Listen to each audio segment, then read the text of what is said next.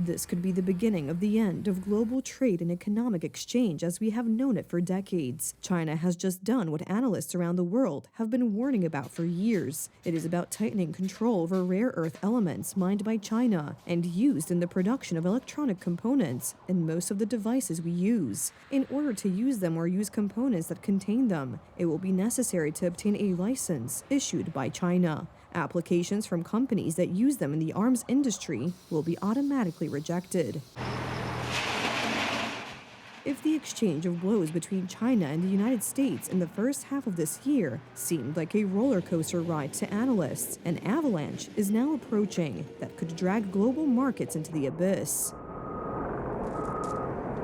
China has just announced that it is tightening control over the market for rare earth elements, those used in the construction of integrated circuits and electronic components in virtually everything that contains electronics. The problem is that China is currently the largest producer and supplier of these elements. There's a lot of catch-up that needs to happen, right? A lot of the expertise for refining and processing is currently in China. And that makes sense because most of the value-added processing has been happening in China for the past few decades. And that is what China is exploiting, its monopoly position. Beijing wants to issue licenses for the use of its elements or components that use them in global production. Companies that cooperate in any way with the NATO or U.S. defense sector will not receive a license. What this means for an arming Europe, for example, is no secret. Without technology, there is no way to produce anything.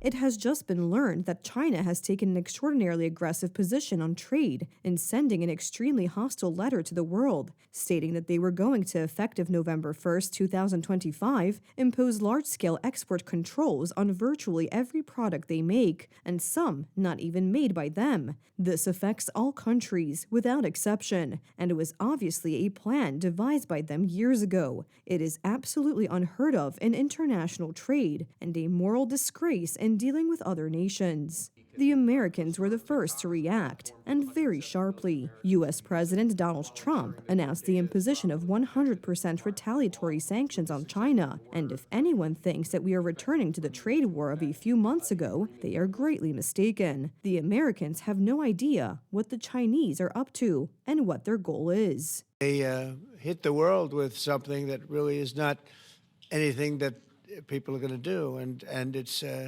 it was shocking. I can tell you, Howard and I and Todd, we all, Scott, we were all speaking about it before, and we said, where did that come from? It was just, that was out of the blue, right? Out of the blue, they came up with this whole import-export concept, and nobody knew anything about it.